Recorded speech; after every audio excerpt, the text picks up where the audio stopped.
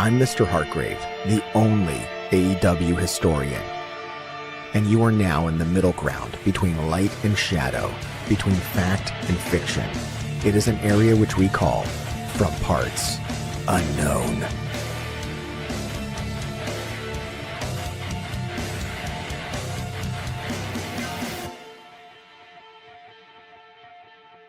From Parts Unknown, this is MrHartgrave. Mr. Hartgrave, I heard you're a bit of a clam digger. Well, let's be honest, with a name like Hartgrave, probably going to stop soon. You're going to end up in the grave with that sort of an opinion. Nigel McGuinness, #1. Listen up. Effie is here at the Big Gay Brunch in Philly, sold out, wild show. And I need you to watch From Parts Unknown and to keep digging. He is I, and I am him, and I'm the undisputed trend, Matt Taven. And this dork behind the camera, some Melvin told me to say, grave diggers keep on digging. Whatever that means. Tune into Parts Unknown and keep digging. Mark joins one half private party, say what up to the grave diggers, and keep doing your thing. I am AEW wrestler and Ring of Honor tag champ, Mike Bennett. And remember, grave diggers keep digging, but not the monster truck. Even though my son really likes that monster truck, I kind of like Son of a Digger, and so I'm going off on a tangent about monster trucks because my son really loves monster truck, but we're talking about the YouTube channel, so make sure, grave diggers, keep on digging, baby. Like, subscribe, and watch another video, or be cursed. If you're cursed, that means the grave diggers will keep digging your graves, so you probably want to do it. Did you see this at World's End? This guy was holding it up. We were trying to get Evil Uno in Fight Forever. Oh, okay. Would you like to be in Fight Forever? I would love to be in Fight Forever. We would love to have you in Fight Forever. Thank you for being on the channel. Can you say hi to all the grave diggers out there? That's what we call them. That's what we call ourselves. I said I didn't know you was local. Yeah. So this Mark joins one half private party, say what up to the grave diggers, and doing your thing. Excellent. Oh. Thank you, man. It's so good to see you back. Thanks, serious. This is Thunder Rosa from the Graveyards of Tijuana, Mexico. Make sure you subscribe to this channel, The Parts Unknown, and grave diggers keep digging. You're looking at the heavyweight headhunter, Aaron Ash.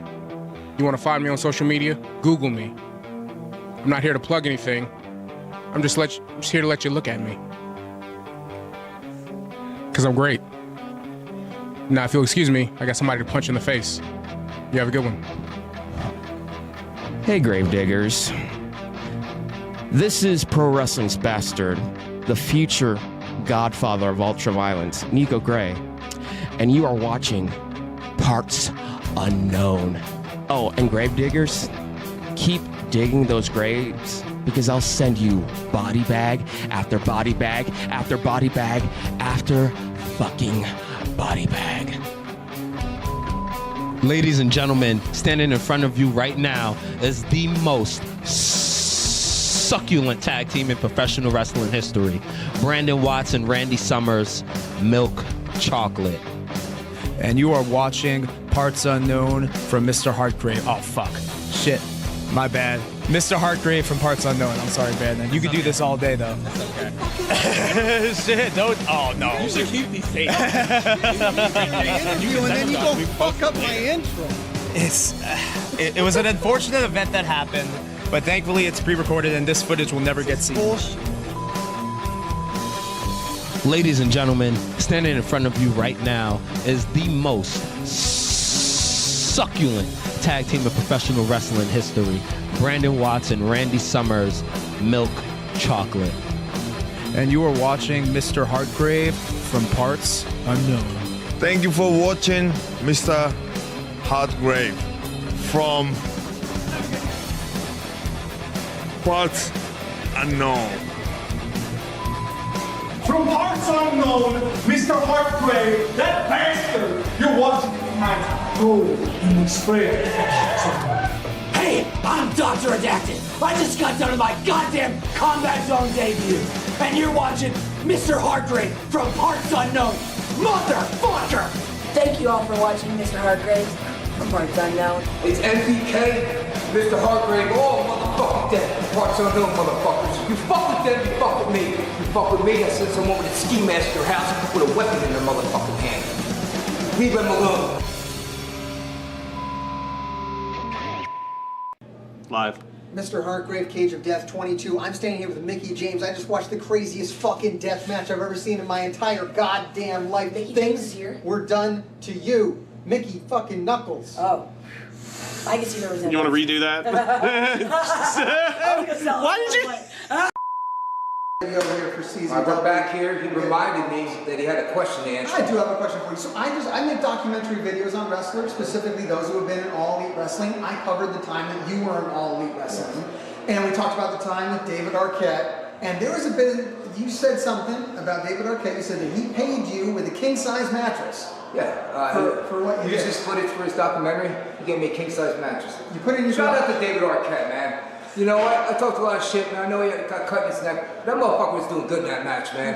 And then shit happens. So shout out to him for even doing that match and being crazy enough, and then hanging in there with me for about 5 minutes. Yeah. Shout out for that. But what about the mattress? Oh, the mattress is great, man. One of the best mattresses I ever had. You opened it. Oh, I opened that mattress in my new house. And I got sheets over and I'm sleeping in it right now. And it is an awesome king mattress. Shout out to David Arquette and his wife, Mrs. Arquette, whatever. Thanks, Nick. Yeah, MDK. I love this shit. But we are live with Kellin Craven from Parts Unknown. I kind of snuck up on him and just went live. And we're going to be talking about Dynamite.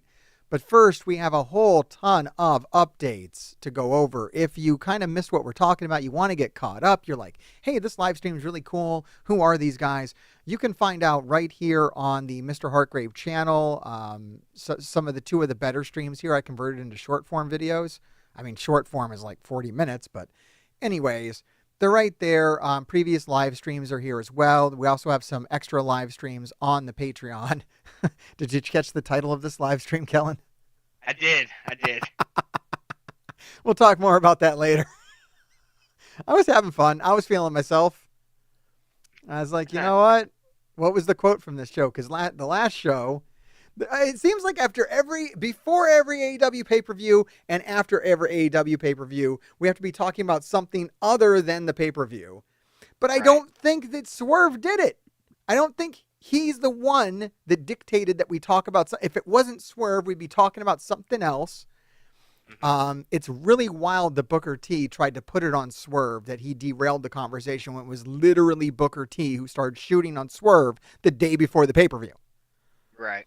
Like, Booker, you didn't have to run your mouth on Swerve the day before pay-per-view either, buddy. But anyways, yeah, and now you're upset that he answered you. And guess what? Yeah, sucker. And guess what? They're not talking about the pay-per-view, or they're not talking about you, Booker. They're talking about how you're weird, Booker, and they're talking about Swerve. And I think it's okay if Swerve wanted to go into business for himself and make sure the internet was talking about him the day after the pay-per-view instead of, I don't know, whatever else happened at the pay-per-view. He's the main event of the pay-per-view. Mm-hmm. It is kind of about him. Anyways, that's I'm jumping ahead. Here's the thing. Both me and Kellin had big wrestling events Saturday as well, the day before the pay-per-view. And so we have a ton of stuff to talk about there. Of course, me with CZW and Something's Brewing. I worked the whole show shooting videos. You're going to see those come out on the Combat Zone Wrestling YouTube channel. We shot, every time we come out and shoot stuff for CZW, we try to take it to the next level. And we successfully, I'm going to say I'm not even done editing all the stuff yet, but from what I've edited so far, we have successfully taken it to the next level. Hell yeah. So if you've been following or you haven't been following and you're thinking that maybe you should, you definitely should, because it's even better now. It's just going to keep getting better. And one of these days, we're going to trend. We're going to be the ones trending, not Booker T or Swerve. Fuck them. It'll be CZW. And maybe even Swerve will help us. I mean, he's an ex-CZW guy. I'm sure he'd be keen to help us if I let him know. Yeah. I mean, I was chanting CZW at the pay-per-view at the end when Swerve and Moxley were going to do that spot off the ladder. Yeah. That's a CZW spot, boys. That's two CZW champions right there doing some CZW shit in Philadelphia. It was pretty fucking cool. Anyways, regarding CZW, before we get on to Kellin's business, which I need to get on to because, man, some shit went down there. It's a great show. It's available now. You can watch it on IWTV. And our next show is going to come up at ACX1 Studios in Atlantic City on May 24th. And then after that, we're going to be back at Chamonix Creek in Croydon, Pennsylvania on June 21st. Both of them are a good time if you're on the East Coast. Come on down. If you're watching this and you're on the East Coast and you want to help out with the wrestling production, jump into my DMs. We do need fucking help. Like, CZW is at a point right now where we could use a fucking hand. So if you are into that kind of thing, come help us out. If not, buy a fucking ticket and come watch a show. It's going to be a good time. Like I said, everything is starting to hit the CZW YouTube channel. First video is already out. I drop 2 videos, or we drop 2 videos every Saturday and Sunday, pretty much from now until the next pay-per-view. That's pretty much the release cycle. So jump on, check us out. We're fucking awesome. Kellin, what the fuck is this? That's not what I expected to see, Kellin. I mean, like, my worst case was Jackie Thad. I was going to see Jackie Thad holding that belt. But that's fucking, what the fuck? It's Corey Calhoun? I mean, you got to explain this to the people, like, real quick. We got to do a bigger video on this. Like, this is some bullshit. Short and sweet version, I conquered Jackie Thad and I won my championship back. But earlier in the night, Corey won his Ultimate Opportunity contract, which essentially is just a non-copyright version of Money in the Bank. He can have an opportunity whenever he wants it. Fucking heist. So right as the show is going off the air, out comes Jackie's cronies. Oh, Jesus. I'm standing my guard, ready to defend them. Jackie stops them and hugs me, and we have a moment, and he lets me go. I'm halfway out the arena, and the cronies jump Jackie. I think about leaving him for dead. I mean, that would have been wise. I circled back with the kendo stick and saved Jackie. You're too emotional, Kellin. Yeah, it happens. Yeah. Just to be taken out, and the last thing I remember is Corey's music hitting. Jesus Christ. Apparently he cashed in and stole Jackie's faction. So, there's that. I mean, I was just kind of hoping we were done with Corey. You and me both. But here he is. He's holding your belt. I mean, I know it wasn't about titles for you. But I know it was also about revenge, and this can't make you happy. I mean, look, the fact that he's so fucking happy, I know that's a problem. That's not what you want to see. Laying in that ring, because they threw like streamers and shit and everything after I won the title. Like they like Ring of Honored it. Like sounds like a glorious moment that Corey absolutely fucking stole through bullshit backstage politics and chicanery as normal. Pretty normal stuff. Pretty but I'm laying there him, in the ring, surrounded by confetti and streamers and shit, and I couldn't help but just like laugh. I'm just like laying in the ring, like just laughing like a maniac a little bit as the pay-per-view ends, just because while I thought Corey was behind me, these last 3 or 4 matches have done more for my career and have been better for me than any art I've done before. And it was just so funny that after everything has happened, I get to keep painting with Corey. I get to keep making art with him. I get to keep hurting him in front of everybody. So that part has me excited. That part has me excited. So maybe he thinks he's a few steps ahead, but maybe he walked right into your trap. I don't know who after that Sin City street fight thinks I could do this for a few more months. Let's keep pissing Kellin off. Like, let's just stay in his crosshairs. I mean, he did say when he was on stream that was an admitted mistake, that he pissed you off. Well, and he just here did it we again. are. Just did it again, Corey. Oops, Corey. Well, the saga will carry on, everyone, and check it out, Gen Next Wrestling. I'm telling you, this stuff is hot. What's going on over here is fucking wild. It's buck wild. 4-year company, but they got some pretty goddamn interesting shit going on, so go check it out. Let's talk about Dynasty. AEW Dynasty. Now, I laughed my ass off. I looked up Dynasty on Cage Match before we started. And I lit out a fucking... What did I say? I don't even remember, but whatever you looked at surprised you. And you wouldn't share it with me. I was shocked. The overall rating on AEW Dynasty? Care to take a guess? If I had to guess, I would put it near like the 7.5 range. 6.5. Okay. Which is wild. I'm actually surprised you had it as low as 7.5. I'm guessing you're going off of what you've been hearing, because both me and you agreed it's a pretty good fucking pay-per-view. Yeah, you always got to take into account there's always going to be people who don't like what AEW do, and they're always going to bombard those rating things with just negative shit for no reason. All right, and you know, the matches that I didn't like, the internet, well, it's not actually true. God damn. Ooh, people, you're wrong. You're fucking wrong. There need to be more people in this stream because I'm about to pop the fuck off. I'm getting pissed. I haven't been mad on this stream in a long fucking time. I haven't been fucking mad at all recently. I've been a happy guy. I'm a part of CZW and life is pretty fucking good and everything's kind of coming up HartGrave, but I'm getting a little fucking mad at the internet right now because it's a goddamn good pay-per-view. I've been at these pay-per-views. I've been at Forbidden Door. I've been at Full Gear, and now I've been at Dynasty. Dynasty's the best fucking one. Dynasty's the one that made me happiest.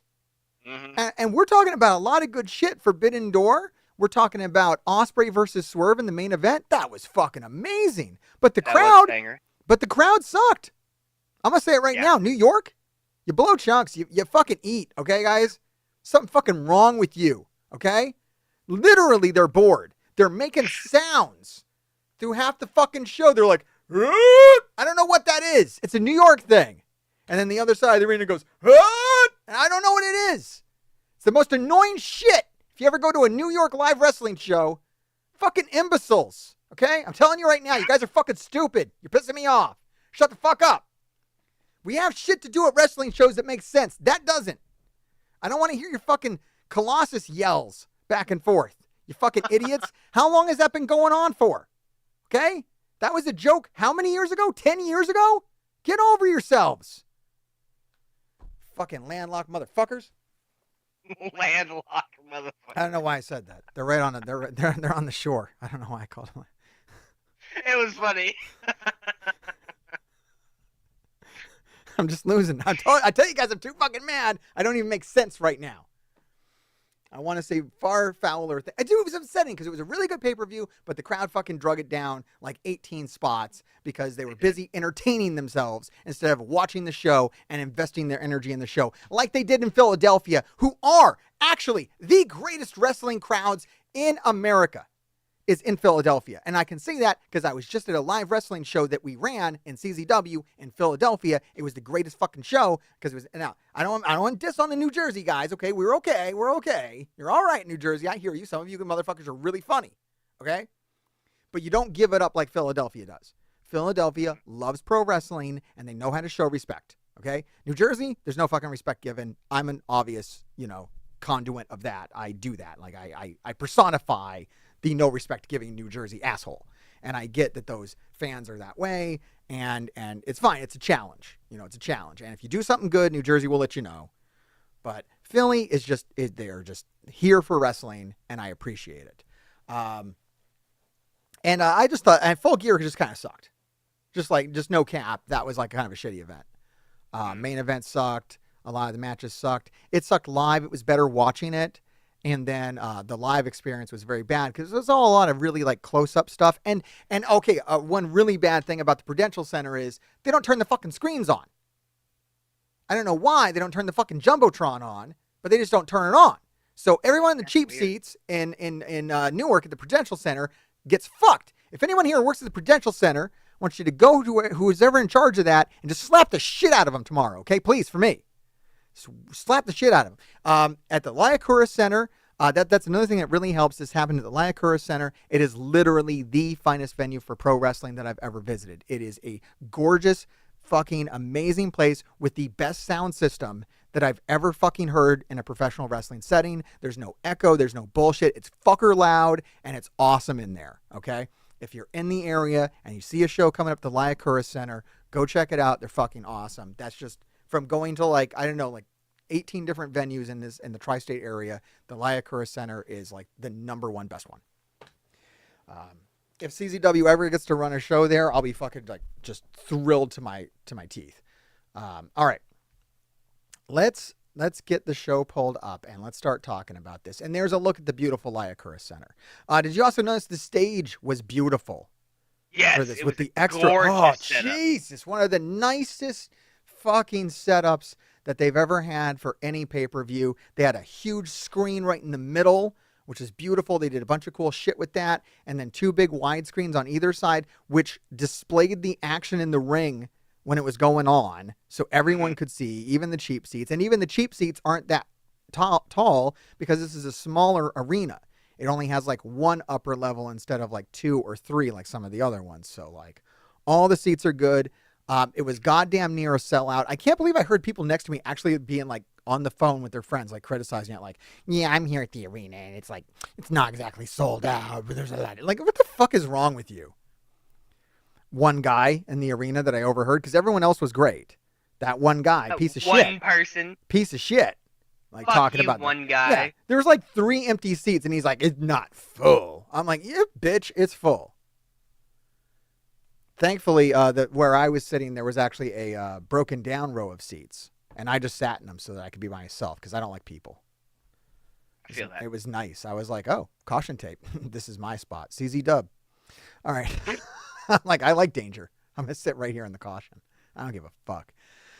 This show opened up with Will Ospreay versus the Jet. I'm calling him the Jet because I'm rude and I don't know his name. Kevin Knight. Okay. How'd you feel about this match?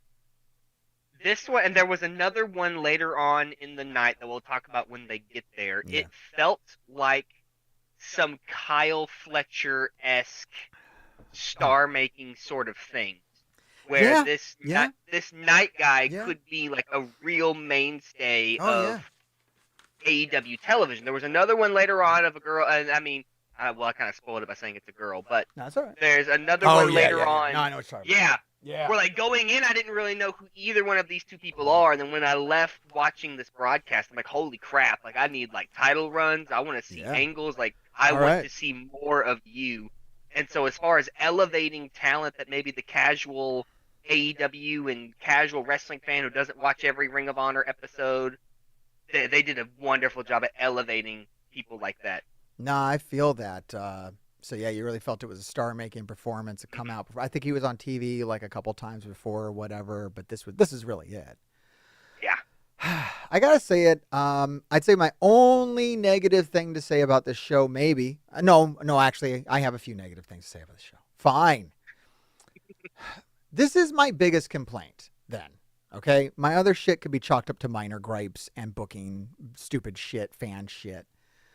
I don't like that we were running starting matches in a tournament on a pay-per-view. Half of a tournament. Yeah, that felt weird. It's really weird. It's like, I feel like maybe we're squeezing it in. I mean, it's for Double or Nothing or the finals. So, like, we're setting up the next pay-per-view at this pay-per-view, which we have TV for, guys. And we have 2 fucking shows. We have Dynamite and Collision. We don't have enough matches for all the Dynamite and Collision that's going to happen in between now and May 25th. Nope. So, why the fuck... it just made it feel like TV.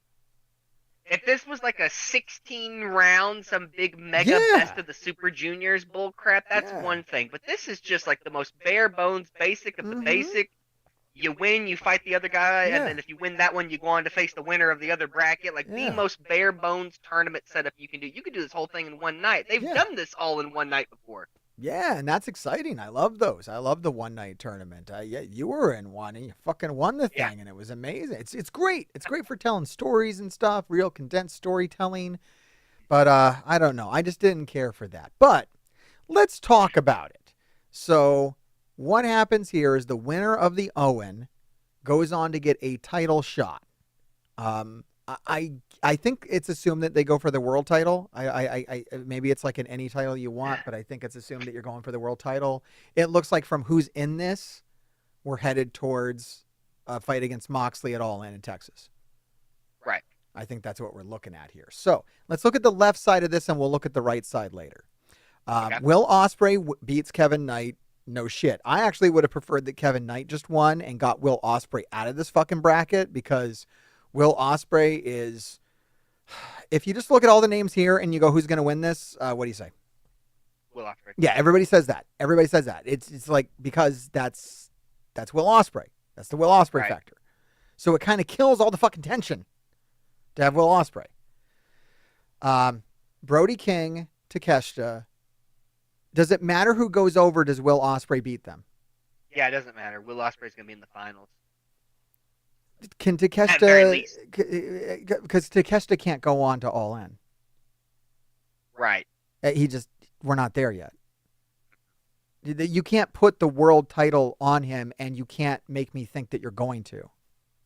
Right. Right? Like, you just can't. Like, we're not there. Didn't we just do Takeshita versus Brody King and it was not good? I think we did. You're not going to do it with Brody King. Yeah, I mean, it's Will Ospreay over here. It's just, it's Willie O. It's the Billy Goat.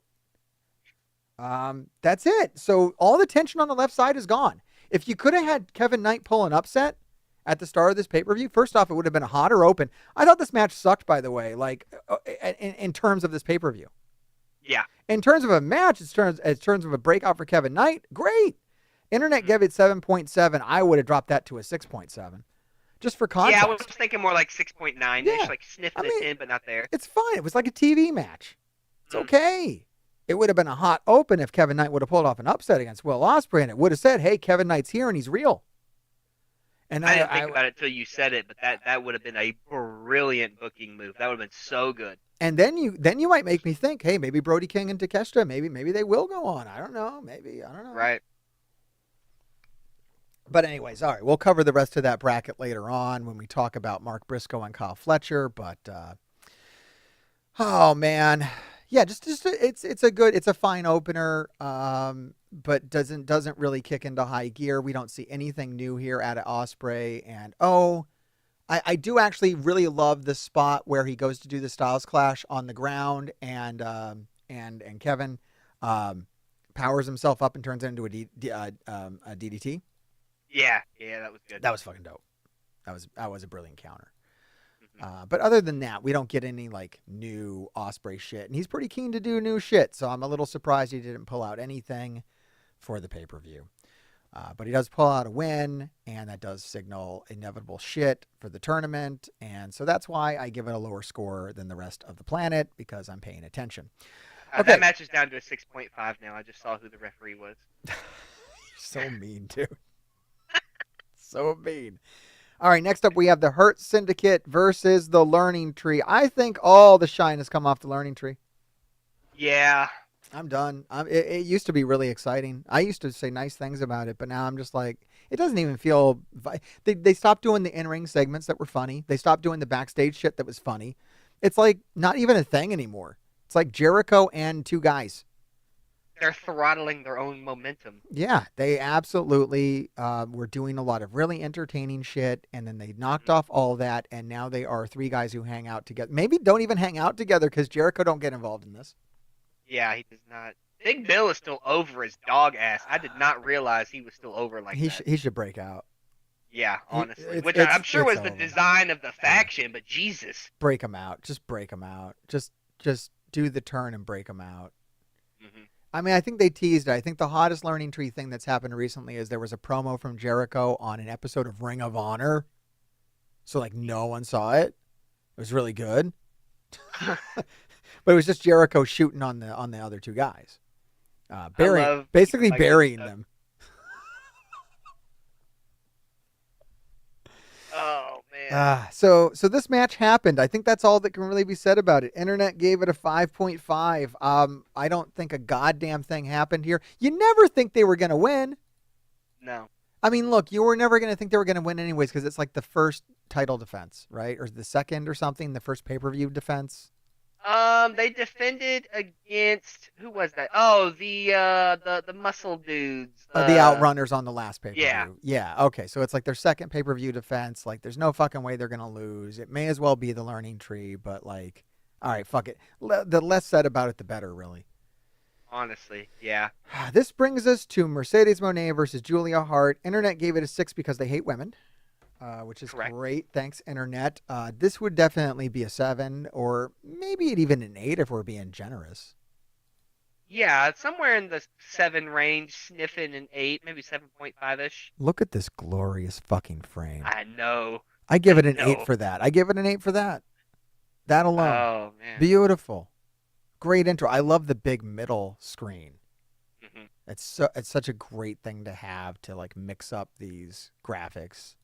I love the lights. I love the practical lights are really cool. Like, I think one of the things I don't like about the WWE is just like one big giant fucking screen. I think it's cool to have components. Right. All right. Hopefully, let's analyze. What are we on? We're on the right side of the women's tournament. Let's analyze that and see if it's more interesting than the men's. And this is going to be up against, I'm assuming that we're talking about Toni Storm.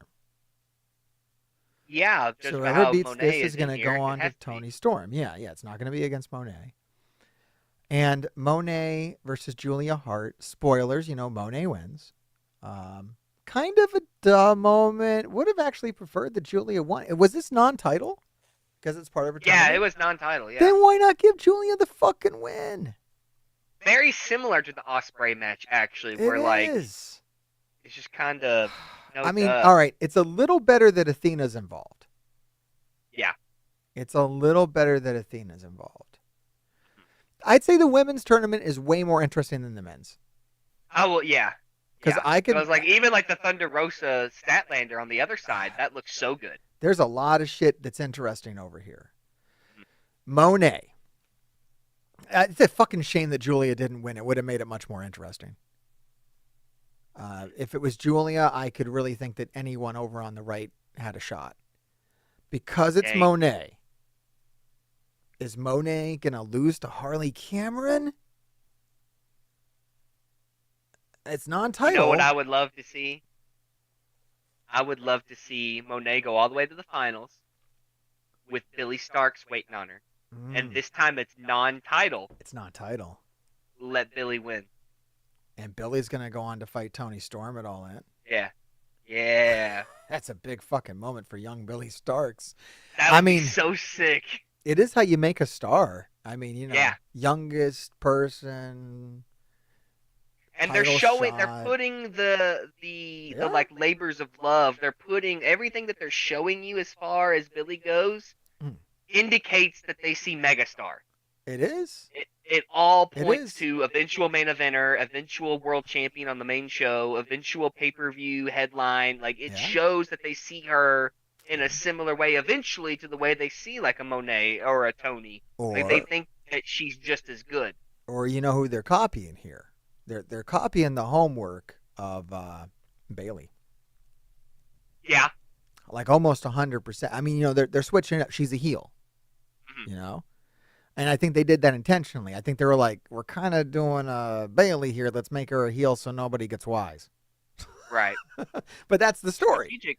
Yeah. That's the story. I mean, she's a young kid. Everybody likes her. They still pull for her. She's working heel, but nobody's really buying that shit. Right. She's done some heel stuff. She's gotten the boos. I mean, it's impressive that she's able to get boos because she's so kind of fucking over just because of her story. But yeah, and some of her heel shit's really good. I don't know if you saw some of that Ring of Honor shit, but it's so good. Like when she faked a neck injury. Yeah. That shit was fire. She's so fucking good, dude. So good and so young. So Monet won over here. I could see Athena beating Monet. I could see it. In a non-title situation even? Like, definitely. And then you got Athena versus Billy in the final. I would also accept Athena versus Billy. I'd as accept the the shit out of that because then you're going to have Billy beat Athena, which is like the story. Right. I mean, that's two stories. Athena beats Monet, non-title, and then Billy beats Athena, non-title. I mean, this is the spot to do that bracket shit. kicks the shit out of the men's one. This bracket's so fucking good. hot because the stories are here. All the stories, all the fucking stories are right fucking here.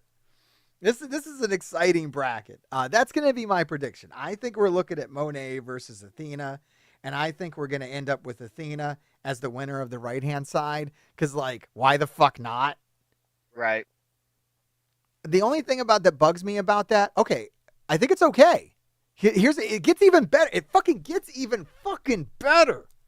All right, so you take Monet versus Athena. Athena beats Monet. Big fucking moment, right? Huge fucking pops. Billy beats Athena. Huge fucking pops. But guess what? Monet wants fucking revenge at All In because we got to have that match at All In. We're headed towards Athena versus Monet at All In, and this is how you get there, and you get all the fucking stakes behind it, too. Yeah. And then you don't know who's going to win that match. That's hot. I love it. I love the fucking right-hand side of this. I love this whole fucking tournament. This is so much hotter than the men's tournament. Maybe this is one of the hottest things that they've ever done in women's wrestling in AEW. This might be it. This is the Monet effect finally coming to fruition. That's how you make gimmick matches or gimmick tournaments or gimmick like spectacles like this really matter. You give each individual member of the tournament a narrative that you take the time to develop, and there's people in there that they might meet. I remember there was a Royal Rumble that did that so well, where there was just like, I really want like 8 guys. It was the one where like Shawn had to win in order to face Taker at Mania. Yep. Like Taker wouldn't give him his rematch, and like he had to win the Rumble to challenge for the heavyweight title. And like he was just one of like 8 similar stories where it's like just everybody has to win this. And I think they've accomplished something similar to that here, and I really, really like this tournament. Yeah, and even this Julia Hart, Mercedes Monet thing is a rematch. And there's story behind it. So it's great. So good. It also got a low score. I don't know if you noticed, but Monet did a little, what you would call a botch. She came up to the ropes and had to abort a move that would have broke her neck if she would have carried through with it. She botched a move. I know, and she botched a move. Minus a score and a half. Minus 1 point. If she had not stepped on that rope, I would have given it 1 point higher. Fucking nerds. I do like how she handled that, though. She just kind of like did her dance. She like looked at the audience and was like, fuck you. Yeah. Did her dance. Was like, no, I'm not going to break my neck for you assholes to get your fucking stupid point or whatever. Yeah, I botched it. I love this reversal here where she goes into the bank statement and then Julia Hart turns it into the Heartless. That was fucking cool. Yeah. That was fucking cool. Really, really showing how those two women are connected that way in their finishers. All right, so we're back to those brackets again. And yeah, Monet wins, and I like where that's going. Oh, this match. All right, now, all right, so the women's match was okay. FTR versus the Death Riders. This is when I actually made it into the arena. I came late, and I showed up in the middle of this match. And this is the point to arrive. If I would have arrived and missed this match, I would have been kicking myself until the end of time. Yep. This might be one of the greatest trios matches that has ever happened in AEW history. So good. Let's see what the internet said, because if it's not a fucking 10, I'm pissed. I'm like literally pissed. If it's below an 8, I'm mad. It's a 6.9. I don't. What the fuck is wrong with you? Are you kidding me? The internet, you're fucking stupid. There's a good 300 people that are dumb as fucking bricks right now. Like, I don't know what's wrong with you guys. What don't they like about it? What the fuck is missing? What the fuck could possibly be missing from this match? Let me know in the comments. Let me know in the fucking chat. There's not a lot of people here live, but later on, let me know in the comments what the fuck your problem was. If you're one of these people that did not give this match a 10. If it's less than a 10, I don't know what the fuck's wrong with you. Like, seriously, what the hell was wrong with this match? I mean, this match made me really appreciate FTR. I have a hard time doing that sometimes because I find them to be a little bland, a little boring, a little basic. Yeah. Not this match. I don't know. Maybe I was watching a different match. Maybe I was overlooking something that other people saw. Were there botches or something, or dangerous spots, or... Not that I saw. This was just a solid fucking match with good spots, and at the end, Jesus fucking Christ. I mean, the end of the match alone, whatever I thought about the technical aspects of the match, which was very entertaining to watch, which is something that I would not normally say with these 6 guys, because I just don't care for the style of these 6 guys, other than Yuta. Yeah. I love fucking Yuta. I mean, Philly hates Yuta, too, which added to the whole thing. Like, how much Philly hates Yuta because he's from Philly. Right. Like, I like Philly because they're smart. They know that they're supposed to hate him, and the more they hate them, they know that that's the correct way to show him that they love him. Right. And they really showed him that they love the shit out of him by hating him to from now until forever. It's amazing how fucking hated Yuta is in his hometown. So good. Fucking hate him. It's like they hold everything the Death Riders have ever done against Yuta personally. Mm-hmm. All right, so the end of this match, I didn't see it coming. No. It got me. It got me, and it was also funny, and it was heartbreaking. It was like everything. Mm-hmm. It's like everything good pro wrestling is was the end of this match. And it sets up such interesting things for the future. Mm-hmm. If you missed it or what, I don't know how the fuck you missed it and you're watching this. But Dax tells Cash, or he betrays Copeland, knocks him on his ass, and he says, Cash, finish him. Do the concerto to him, which I fucking hate concertos, by the way. Yeah, they're not my favorite. They suck. They're stupid, right? Because like the whole thing is like you're gonna like kill the guy, but then like he's not gonna really die. Mm-hmm. Like and it's so fucking fake. They don't look good. I've never seen one that looks good. Like what the fuck are you doing? Why are you putting another chair underneath his head? How is that making it more damaging? I don't understand. The ground is plenty hard enough, brother. I don't understand. You're gonna hit him in the head with a fucking chair. Like how does another chair underneath matter other than that that's the one that makes the sound, because you're not going to hit his head at all, because this would be the end of a wrestler's career, legit. Mm-hmm. It's just too much. Like it's like all right, my hatred of concertos aside, I was able to suspend my hatred of concertos to appreciate this ending, because That should tell you everything you need to know. Right? Because Cash, who's pulled a gun on a cop, allegedly. I don't think it was really that. Actually, it might have been that. I don't know. Look, he had a really rough time. I'm not trying to give the brother a hard time. We've all wanted to pull a gun on a cop. I mean, fuck. Come on. Let's get real. Fuck him. But he's like, no, I can't hit him with the chair. And then the next thing you know, Copeland's up and he's in the shatter machine, and Cash hits him, and then he hits him, and then they give him 2 fucking concertos. And then the guys show up with the stretcher, and then the next thing you know, Cash is like putting on the fucking neck brace and making fun of him, and he hops on the stretcher, and they pretend to give him CPR. It's fucking hilarious.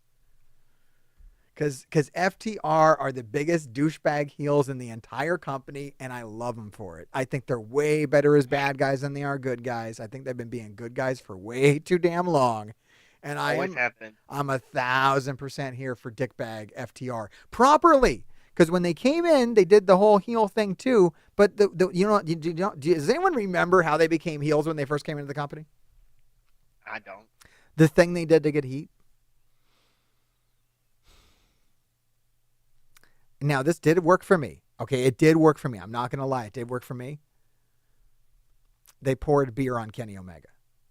How dare they? Now, for me, and I get it, well, first they offered him a chocolate milk. And then they instead poured beer on his head. For me, that's a huge insult. I'm a non-drinker. My father was an alcoholic. It would really piss me off to have a beer poured on me, like nuclear heat. And I felt that for Kenny, because I think he's the same way. He's a non-drinker as well. He really wanted that chocolate milk. But for a regular person, that is not the fucking epic heel turn that this is. He really wanted that chocolate milk, man. He did. He was like, I do like some chalk. I mean, it was adorable. It actually probably affects me more emotionally than this does. But I understand that that's just me. It's not normal people. This was beautiful. This was really well executed. That was the clown bullshit. And I love that clown bullshit. But sometimes it's nice to see it done real good and really get the heat on them. And now I think even people that were cheering FTR have got to boo them, because they are just pieces of shit. I mean, the 2 biggest pieces of shit. And we're going to talk about later on. There's a lot of people speculating that another tag team might be joining the Death Riders. And I think everyone's overlooking the tag team that probably is joining the Death Riders. These motherfuckers. I can see it. These guys are far bigger pieces of shit than those other guys. No matter what you want to say, in storyline, These guys are real assholes. Because Copeland, they attacked his fucking head, his neck.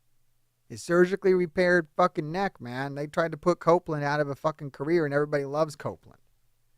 What did the Young Bucks do to you? Where did they touch you on the doll? What the fuck is your goddamn problem with the Young Bucks? All right? If you really think about it, what did they do? Started the company you like? I don't know. What assholes. What fucking assholes. They wrestled so good they started AEW. What a piece of shit. What midget little fuckers. Swear to God. I hate wrestling fans. All right. This segment went really dark. I apologize, everybody. This is great. Tony Storm versus Megan Bayne. You know who was here to watch this? You know who knows Megan Bayne? Is Joey Janela. Really? Joey Janela was up front, hard cam side.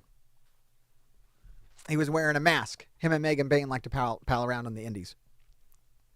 He was wearing a mask? He was wearing a mask so nobody would know him. But he posted up pictures afterwards. He was very happy for Megan Bayne.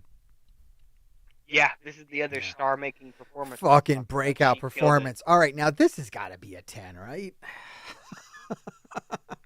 All right. Again, if it's not an 8, I'm mad. All right, this is not the highest rated match of the night, but it is the highest rated match that we've had since Ospreay. So it did get like almost an 8. Tony Storm versus Megan Bayne. At least some of the internet can figure it out. Yeah, I mean, just really good match. I don't think it's the best Tony Storm match. No. That's happened recently. That was really, I mean, you know, that fucking Hollywood ending, Jesus Christ. Yeah. So it's got to follow that, but I mean, I think it did well enough. It did well enough. I made the Megan Bayne girl look like $1 million, like I said. Yeah. Oh, so. A fucking monster, right? I'm all for that. Yeah, Tony Storm just barely escaped with her belt. Which, as it should be. You know, this woman should be a threat. Right.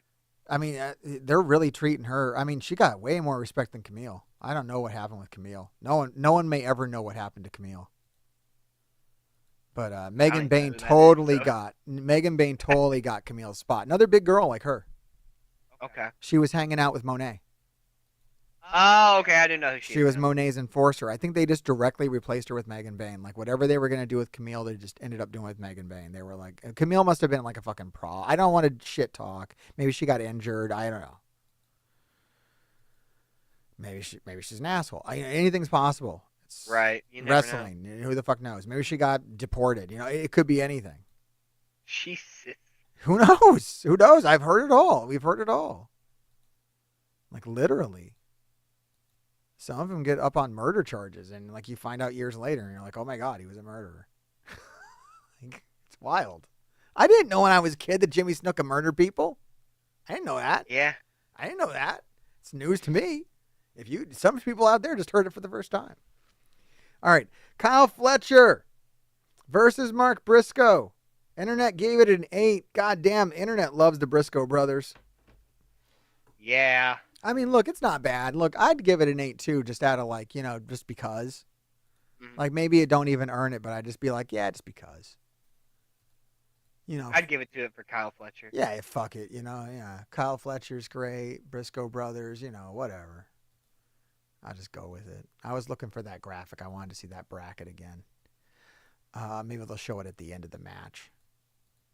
I mean, good match. I just don't think there's much to write home about here other than Kyle Fletcher's pink gear, which is fabulous. I love Kyle Fletcher in really pink. Nice gear. It's really nice. It's nice pink. Tribute to Bret Hart, to the Hearts. So good for him for going there. Someone had to. Brody King watches on. I don't know why. I mean, he's in the tournament, but like, what's even the story here? Like, I didn't even notice he was doing that until just now when I'm flipping through. I'm like, oh, really? Brody King? They went to a Brody King beat. Had to get him on the show somehow. I get. Does he get paid for that? That's great. Sure. Is that how they got Brody King paid tonight?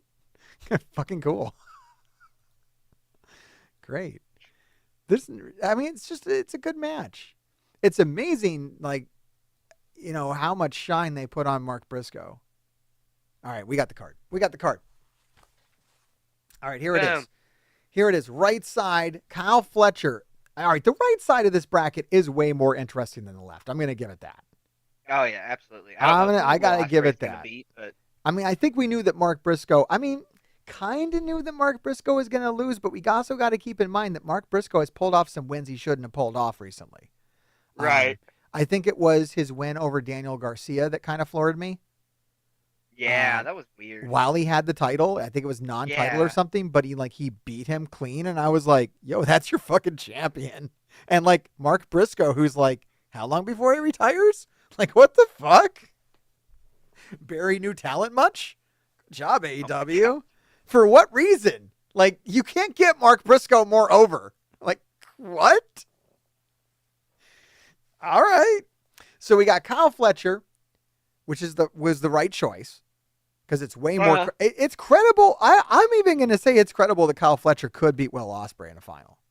Honestly, yeah, if they had to like run it back again. If you really and what a match to run back. I'm not mad at it. No, me either. I'm not mad at it, and I'm not mad if Kyle Fletcher fucking wins. All right. Yeah. So that's interesting, but maybe we don't go there. Maybe it does seem like a bit much to go to Will Ospreay, Kyle Fletcher yet again. I'm not saying they won't. I'm not saying they shouldn't. But on the lower side of the bracket, we have Hangman Adam Page and a wild card. Now, I have a favorite wild card that I've heard. Maybe I can think of a better one, but one I just saw was Jack Perry. Okay. I'm pretty happy if I see Jack Perry. Yeah, that's pretty. Haven't seen him. Take on it. It would be cool to see him. We got to really think about who's going to go against Moxley, though. Oh, shit, it might be Jack Perry, boys. I could see Jack Perry, Moxley. I could see it. I can't. I think it's still Will Ospreay, even if Jack Perry. Well, I'm thinking about storyline. Remember how the end of this thing ends. We got some shit going on. Jack Perry's involved in that shit. Storyline, and they like Jack Perry. They really do. They like him more than CM Punk. They've proven it. They've proven they like Jack Perry more than CM Punk. They were like, money? Fuck it. No, Jack Perry. Give me Guaranteed Jack. money? Guaranteed money? Pass. We want Jack Perry. That's how much they like Jack Perry. All right. You know what? Fuck Jack Perry, though. You know what my favorite wild card is? Who's that? This is really good. Is this being revealed tonight? Might be. My favorite wild card. Okay. Bryan fucking Danielson. Okay. That's my favorite wild card. That one could be good. That blows the fucking door off. Yeah. And he wins. And he goes, because that's why I honestly thought that it was just going to be Bryan Danielson versus Moxley in the main event of All In. I've been thinking that for ever since it was announced. Right. Because that makes sense. That sells tickets. Mm-hmm. Like, he's not going to have that many more matches. He's not retired. He's just done full time. Why wouldn't he come back and main event All In, though, in Texas to draw a big house for AEW, who he loves?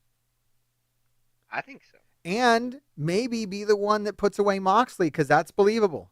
He just gets his fucking belt back, defends it for another few months, and drops it again to Darby Allin like they thought about, if Darby Allin's still alive. Yeah, if he makes it down off that mountain. Mm-hmm. So I don't know. I think that the biggest pop is Bryan Danielson. Is he cleared? Can he do it? I don't know. If it's Bryan Danielson, you believe he's going to the main event. Yeah, if it's Danielson. 100%, especially if he's healthy, had his neck fixed, and he's all good to go. I think enough time has passed that could have happened. Ospreay would be cooked if... Here's another thing. Here's another thing to keep in mind. Bryan Danielson was at the big press event for All In when they announced it. Mm-hmm. Why the fuck was he there? You know? Foreshadowing? You know? Reasons? So, I think Bryan Danielson. I'll be proven wrong. If I'm not, we all know exactly what's happening. If it's Jack Perry or something like that, it's kind of assumed that the wild card loses. I think the wild card doesn't win, typically. It's normally just like a fun episode of TV. It's like, oh, it's Matt Cardona, and he's done. And he's gone. And it's over. It's Nick fucking Gage, and it's done. Yeah, that'd be cool. I'd pop for it. Can we do Hangman? Can we send Hangman against Moxley? It hasn't happened. It's been teased plenty. We had Swerve versus Moxley. Is this Hangman shot? Maybe I'd say. I like it. Yeah, if It's Texas. Danielson It's doesn't Texas. get added. I mean, look, yeah. I mean, actually, I think this is Adams to win. It's Texas, man. He's a fucking cowboy. We're not going to put the cowboy in the main event and All In. I mean, really, like, is that we're really, we have a cowboy on our roster. We have a really famous cowboy, former world champion, and we're not going to run him as the main event of our fucking show in Texas? You gotta have Cowboys, the main event in Texas. I think my pick to win this whole fucking thing and go to the main event, if Bryan Danielson is not the wild card, is going to be Hangman Adam Page, because I think we've all been feeling that he should have another shot at world champion. I think he's earned it. I think he's put in the time. I mean, Swerve earned it, and Hangman was the guy that earned it with him. Right? I could see Give him a shot. He can be the guy. And maybe this time people won't shit talk him the entire fucking run. Yeah, really. Because Give him a proper run. He's earned it. He is that good. And everybody knows it now. Nobody can say they don't know it now. Everybody knows it now. It takes two. You know, it wasn't just Swerve. That was a lot of Hangman in that angle. The same angle that got Swerve over to the point where he's at. The same people that are crying in their fucking beer about Swerve not winning this fucking title in fucking Dynasty, which was like a glorified episode of TV, basically, guys. Come on, get real. Literally. Like in a small-ass arena.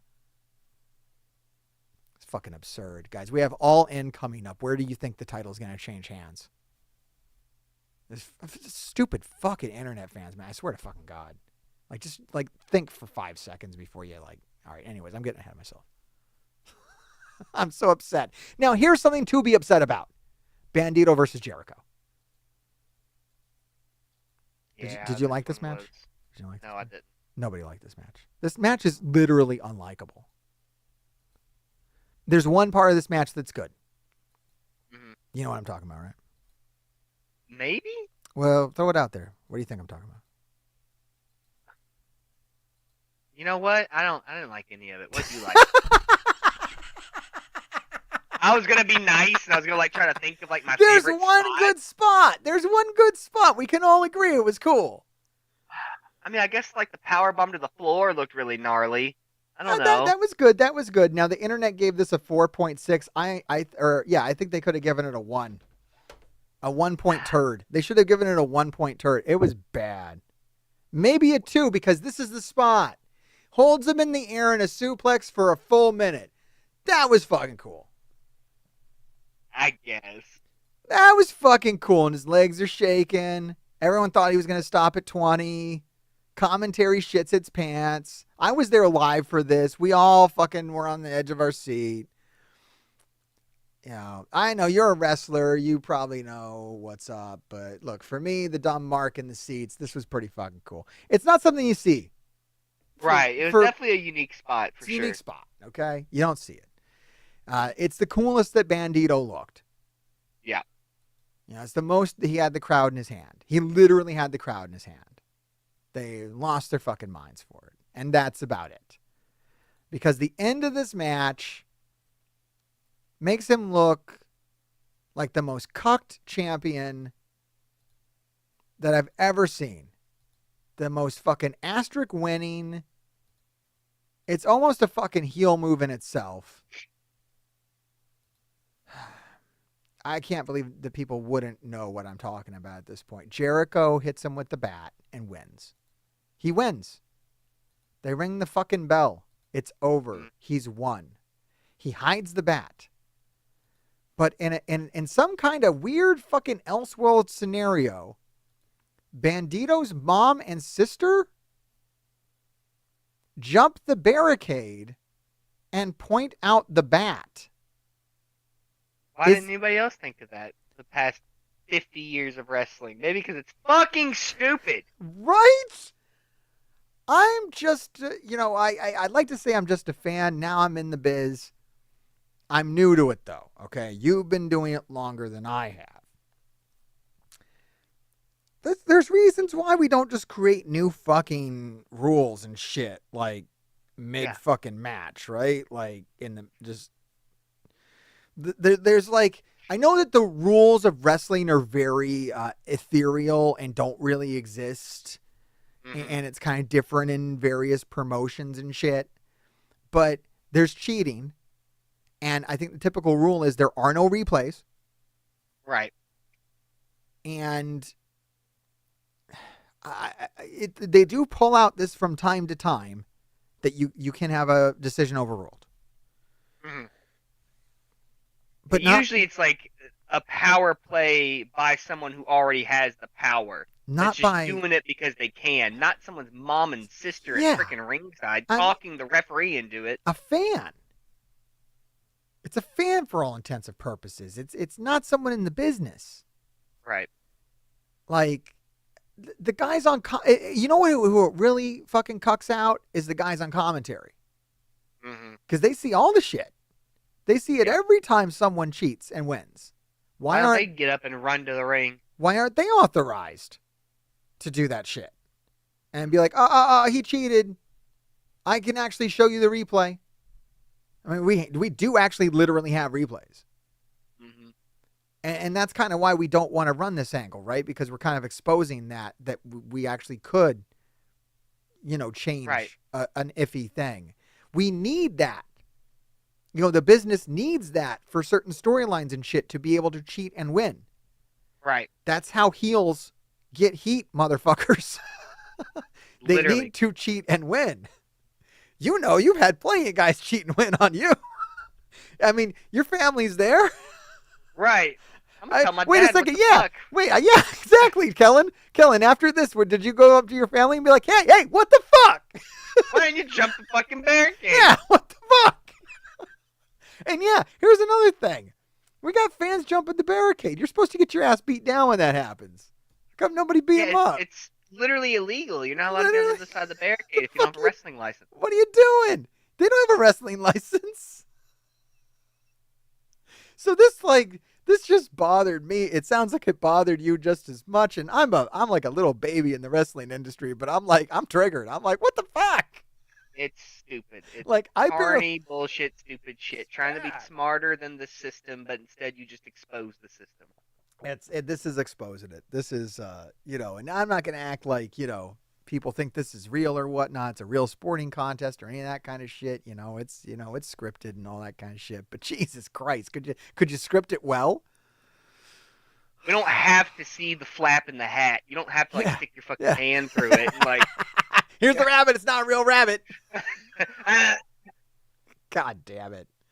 Oh, God damn it.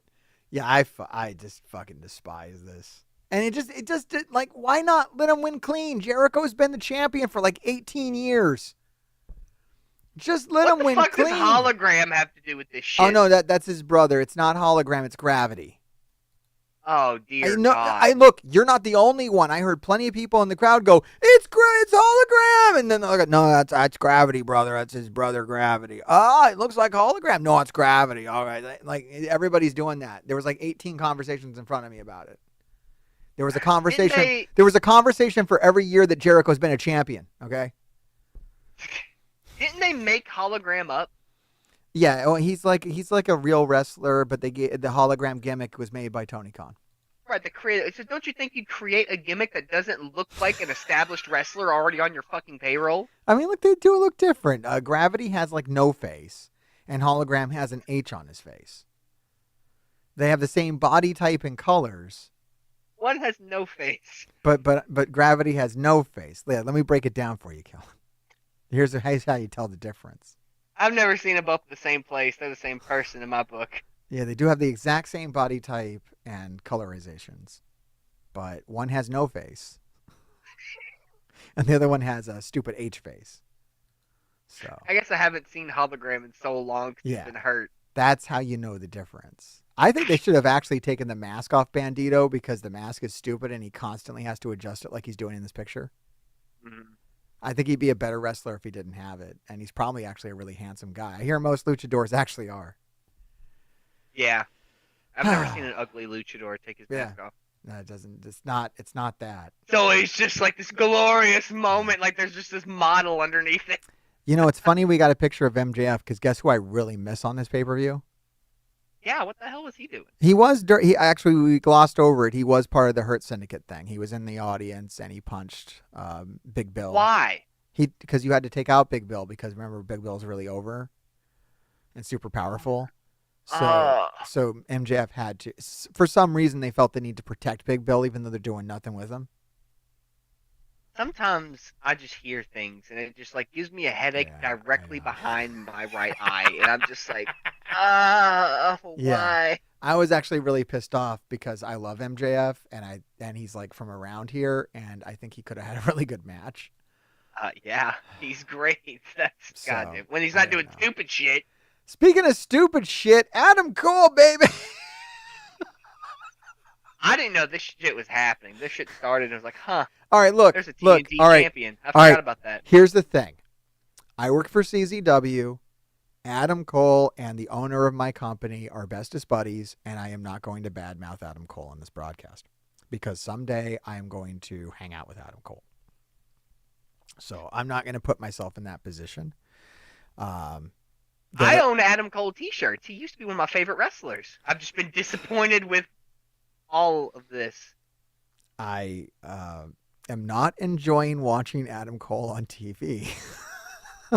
I want to. I really enjoyed his cosplay. This is his best cosplay. This is his best entrance look is the Witcher cosplay. Yeah, I was about to ask if this was the Witcher. It's fucking great. He's got the hair for it. It's the right age. Great entrance for Daniel Garcia as well. But that's kind of now I gotta say, watching this back, it was much better than in the arena because in the arena there was zero reaction to almost anything that happened in this match, and we were punishing Adam Cole's repaired ankle in this match, and there was zero reaction. And I have other people that were there that can attest to this. It wasn't just my seat. Nobody gave a fuck. And did they give Garcia a freaking heel turn now? Well, that's the thing. He turned heel for this match. And then he's back at the end to respect and shaking hands and shit. He never turned heel for just one match. He turned heel for a match. Just so that there would be a proper face-heel dynamic. And I don't think you needed it. I think you can have two faces here. I think the story was here. Look, the internet hated this too. I'm not alone in this. Look, the internet has hated most of what Adam Cole has done for the last 3 years. Adam Cole had good match ratings in 2020. When they were up against AEW and they were putting everything behind him, and he had to be the best because they needed him to take away AEW's ratings, which he was very successful at doing. But ever since he came to AEW, his matches have been lackluster in the eyes of the internet. You see how I'm trying to be really super diplomatic right now? I'm really trying hard because I'm going to meet Adam Cole one day, and I'm going to shake his hand. I'm going to be nice to him, and I want it to be genuine. I like Adam Cole. And Adam Cole was the shit back in like 2015 or whatever. I mean, you can look at his ratings back then and they're through the roof. Like it's like tens. Like Adam Cole is one of the best fucking wrestlers of all time. Let me say nothing but nice things. Gargano were just like trading 5-star matches in NXT. Just fucking who's going to have it this month? All right, it's your turn to have the 5-star match this month. Okay, my bad. Fucking amazing wrestler, okay? The best. I don't say all that other shit people say. Oh, he doesn't look like this and he looks bad and this and that and all that. Fuck that, okay? But that era of the black and gold was my favorite. So yeah, you got me on board with that kind of praise. And physically, Adam Cole looks the top of his career right now. He's got more muscle mass, definition, and he looks fucking great. He's put in the work. I think he's heard the criticism from the internet, and he said, fuck you, I'm going to get cut as fuck. Mm-hmm. And fucking hats off because he's doing it all on rehabbing a fucking like new ankle with like a new bone in his ankle. It's crazy. And I love the story about this, and I don't want to badmouth it too much. I mean, look, it's I don't like the Jericho match. That was a worse match than this. I can get watching it back. It was good. I was really disappointed when I was there in person because people were just the crowd. I think. Let me ask you this: educate us all. This gets thrown around a lot. The words "the death spot." Is that what this is? We just had a title change. And then the next match coming up is Kenny Omega. Is this the death spot? Maybe, yeah. Is that what we're in? There's definitely... I've got a bad habit of putting people in death spot. Not to toot my own horn, but whenever you follow me, Canadian Destroyering someone through a ring board, what do you do on after? the independent level? Yeah. Like what do you do after? I'll never forget they put me and Alex Zane in first when I very first did the top rope Canadian. Yeah, we were very first match. Jesus, I remember coming back through the heart curtain, and just the guys who were on after us were just like, "What the fuck? Like what? What do we do next?" I mean, look, we got some pretty good guys in CZW, but like if you put Alex Zane against any of them in a match, whatever's going on next is gonna be. It's really hard to follow that. You know, you have like a world class fucking like a guy that's been all over the world, and then like okay. I mean, we kind of did it. We had It definitely exists. we kind of had it. We had LJ Cleary in our first match. I don't know if you know LJ, right? He's been all over the fucking place. I'm familiar. That's rough. But you know, our talent, thankfully, they pulled it off. I mean, we had Mickey Knuckles later on in the cards, so we had some good shit coming. So, but you gotta stack it up if you're gonna open your show with fucking LJ. Yeah, be ready for that shit. You know, that's tough. But yeah, I think Adam Cole was in that spot, and I guess that's what it is. When the match before is super hot, and people know that the next match coming. Though I don't think the match before was super hot, but I think it did take like people were so kind of exasperated. It was so draining. Let's say that. It wasn't hot. It was fucking frustrating. Right. And maybe that's kind of the issue with Adam Cole right now. On top of the bad storytelling, on top of all that, now it's almost like they just stick him in the death spot because who cares? Like it's almost like the machine almost doesn't really give a crap about him anymore, if that makes sense. Well, an interesting thing was said during the media scrum where Tony Khan is like, I've told Adam Cole that I will pay him even if he doesn't wrestle for the rest of his life. Which I think is just like very telling of the expectation on Adam Cole. You can't tell a wrestler that. There is none. There's no expectation for Adam Cole to do anything other than show up and hold this belt. Right. And I love that he got it. I love that he fought back through his injuries. I'm glad he's here with us. And I don't disagree with him being paid just to be around in the wrestling industry. He should have a job for the rest of his life. He's Adam fucking Cole. But the company doesn't care if he draws or doesn't draw or what he does because it's Tony Khan and he loves Adam Cole as much as we do and he has a shit ton of money and he's just like, I am taking care of you for the rest of your life, Adam Cole. You're done. And he's told him as much. Right. Like it's okay to be there's a handful of guys where it's like, listen, no matter what you do, the wrestling world is going to take care of you because of what you've done. Adam Cole got the sting. He got the sting treatment. Right. He was already there. You didn't have to actually take your little stamper and dip it in the ink and stick it on his freaking forehead. I got it. He already knew. It's been publicly acknowledged. Now it is a matter of public record that we all know that Adam Cole will always have a job in AEW till the end of time, even if he can't do anything at all, actually. Well, I hope that this title reign, they give him something. They give him some sort of story that adds some fire back to what he's doing. Because he's clearly not from lack of effort. You pointed out, just look at his freaking body. The dude's putting in the work. Amazing. And he needs some sort of machine, some sort of give a fuck about his writing. Credit to Adam Cole. He is always the best on the mic. Has never not been the best promo. Ever. His matches, I don't like to watch them right now. Other than his fucking main event with MJF at All In, Jesus fucking Christ. Yeah. Amazing work. Other than that, I can't say I'm a fan of anything else really. Right. His promos, we're always there. Everybody's into him. Who's ready for story time with Adam Cole, baby? Me. And I have my milk and my cookies. Me? Me. I'm ready to go. All right. I am speaking Mr. Cole, of me. Speaking of reigns, we got to do this. We do this with everybody, especially the TNT champions. How was the run of Daniel Garcia as TNT champion? Dog shit. I'm going to cage match. Let's find out.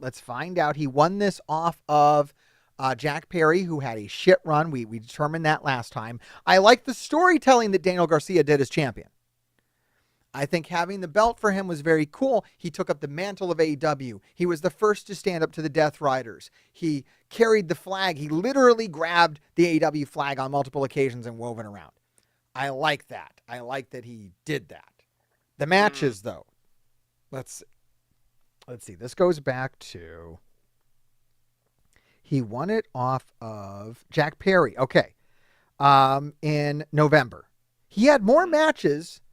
I don't know how many he had a lot of multi-man matches, which is going to drag down a run, right?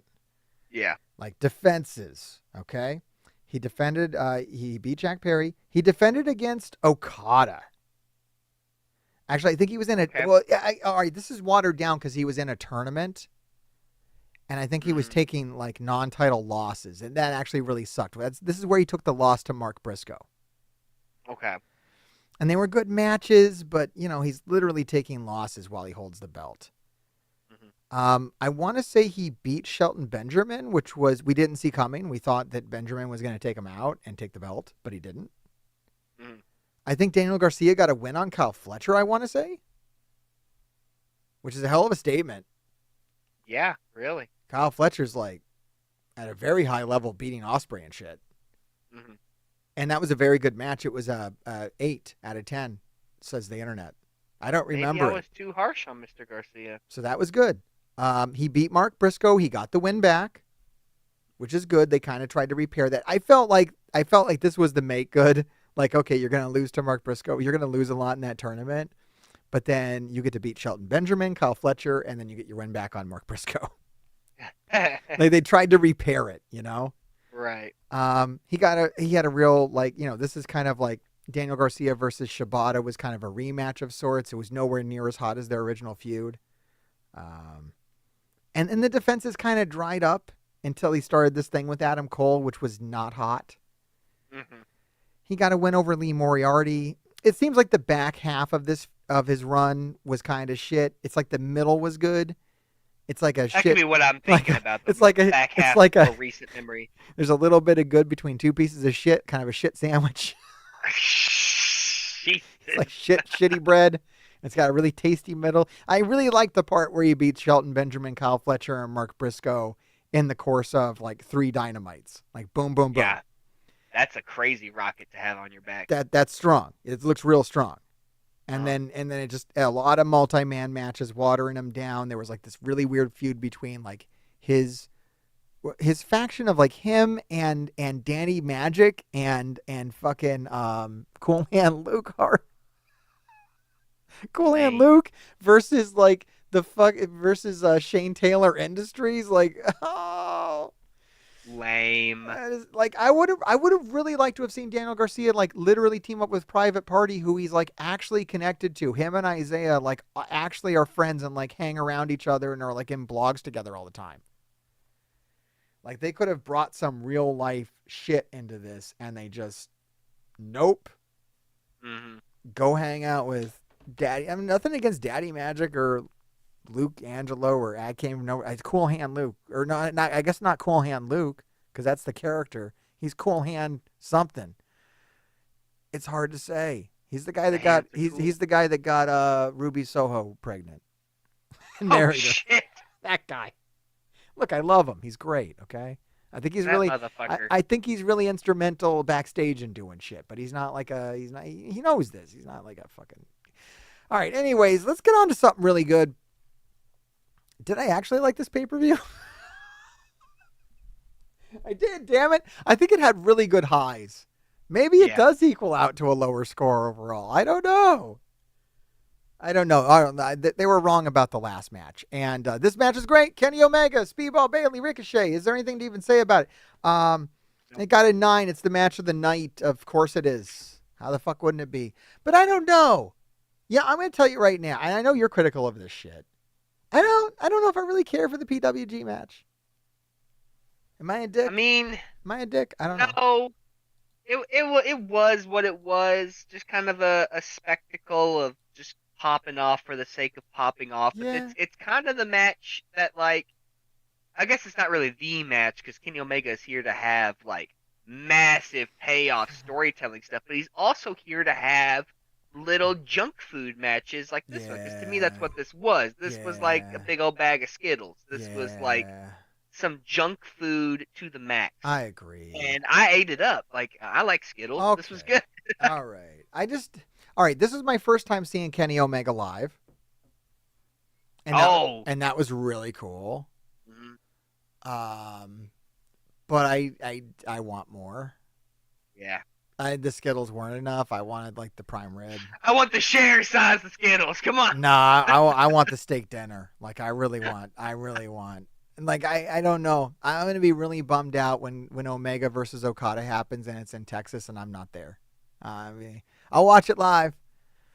I want to be there for that. I mean, that's where it's at. Isn't they gonna do it as early as Texas? Yeah, no, that's what we're doing. Because at the end of this match, Okada's Yeah, out. I saw the segment, but That's we've it. already had one of those segments before. No, or no, they just kind of like it's all in. It's all in. It's to sell tickets. It's that's what you do. I'm telling you, I really think they're bringing Danielson back. God. If they have Danielson versus Mox and Omega Yeah. versus Okada on the Right. same fucking card, They want that's some like Tokyo Dome level crap. They want record attendance, and if they want record attendance, that's what you do. Now I don't know. I don't know if they can get Bryan Danielson. If not, Hangman versus Moxley in Texas sounds pretty fucking good. Yeah, I think they can package enough around that it will get everyone out to see it. I think you can hype that to the point where you can get people there, especially in that market. You know, two badass outlaws. I think you can do it. Structured properly, Hangman versus Mox will be just as good as Danielson versus. I don't know if I'd say that. Well, with the proper build. I don't know. With proper build, Danielson versus Mox can be like the greatest fucking match of all time. That's true too. I was assuming one match didn't have it and one match did have it to make up for the gap. I mean, it has it. I mean, it's built in because Moxley's the guy that tried to kill Danielson. I mean, it's like I really want it to happen. It's got to be Danielson. I really wanted it to happen. I mean, look. We're like 40 minutes away from it maybe happening. I'm gonna be yelling my fucking head off if Danielson comes out.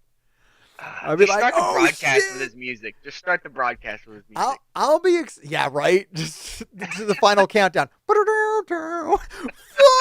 Fuck. Yeah, dude. Flipping the living room table. Ooh, AEW's back. Whatever people want to say. Oh, it's the death of AEW. No, bitch. The final countdown. That's all right. So funny. All right, I'm way too hype and it's not even going to happen. There's like no way that's happening. Hyped over a hypothetical. That's kind of why it might happen though, because there's no way it's happening. Right. I feel like maybe it's happening. How I know long is if it till happens, I'm the like, big oh Texas god damn show? it. We're going all the way to All In, boys. Yeah, forget any kind of mystery about that bracket. But man, what a story. Comes back, gets his title back, kicks Moxley's ass, sends him out. Is that the next event? No, it's Double or Nothing. So Okay, they'd have plenty of time to build to it and sell all those tickets they want to sell. Mm-hmm.